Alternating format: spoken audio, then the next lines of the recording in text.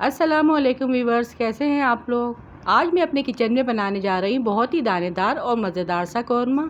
आज बाहर मौसम बहुत ही प्यारा हो रहा था, तो ऐसे मौसम में गरम गरम कौरमा और नान बहुत ही मज़े के लगते हैं। कि जैसे कि आप लोगों को पता है कि मानसून स्टार्ट हो गया है, तो बारिश किस किस को पसंद है तो मुझे कमेंट्स में लाजमी बताइएगा। और बारिश के मौसम में आप लोग अपने घर में क्या क्या बनाते हैं वो भी मुझे लाजमी बताइएगा। तो चलिए वीडियो की तरफ आते हैं। यहाँ जो मैं कौरमा बनाने जा रही हूँ ये इतना टेस्टी और इतना आसानी से बन के तैयार हो जाता है। मैं कई सालों से इसी तरीके से कौरमा बनाती हूँ और घर वालों को बहुत पसंद आता है। तो यहाँ पर कढ़ाई में मैंने सबसे पहले ऑयल ऐड किया है। ऑयल यहाँ पे मैंने 1 कप लिया है। ऑयल जब अच्छे से गर्म हो जाएगा तो मैंने यहाँ पर 4 से 5 प्याज को बारीक बारीक कट कर लिया है और इसमें प्याज को ऐड कर देंगे और लाइट ब्राउन होने तक इसको फ्राई कर लेंगे।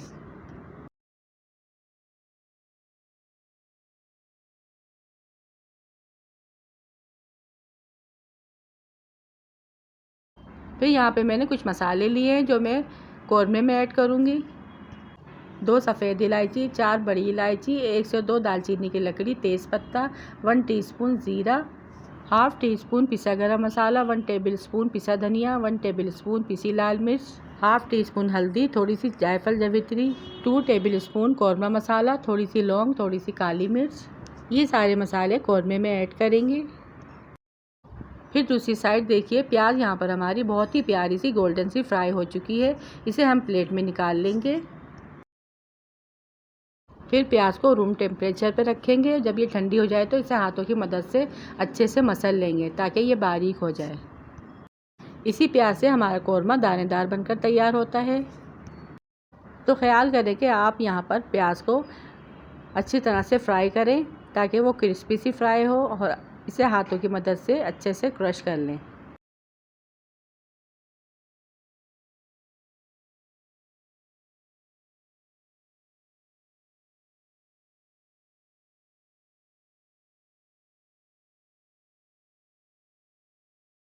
फिर इसी ऑयल में जिसमें हमने प्याज को फ्राई किया था, इसी के अंदर हम हाफ़ केजी बीफ का गोश्त ऐड कर देंगे। गोश्त यहाँ पे आप बीफ के अलावा चिकन या मटन का भी ले सकते हैं। गोश्त को अच्छे से ऑयल में फ्राई करेंगे ताकि इसकी हीक और इसका जो पानी है अच्छे से खुश्क हो जाए। जब गोश्त अच्छी तरह से भुन जाए और इसका पानी भी खुश्क हो जाए तो इसमें 1.5 टेबल स्पून अदरक लहसुन का फ्रेश पेस्ट ऐड करेंगे और इसे भी गोश्त में अच्छी तरह से भून लेंगे। 1 से 2 मिनट इसकी अच्छे से भुनाई करेंगे। फिर जो मसाला मैंने आपको बताया था वो सारा ऐड कर देंगे।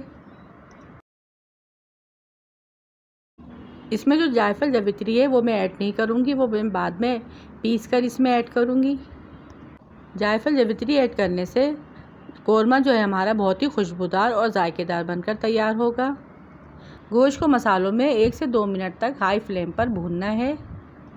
जब गोश्त की अच्छे से भुनाई हो जाए तो इसके अंदर हम 3 से 4 गिलास पानी ऐड कर देंगे।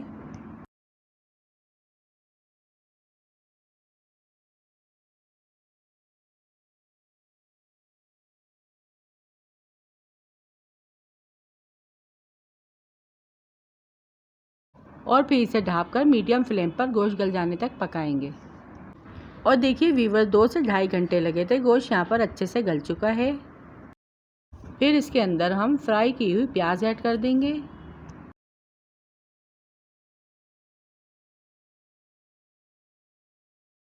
अच्छे से इसे मिक्स कर लेंगे।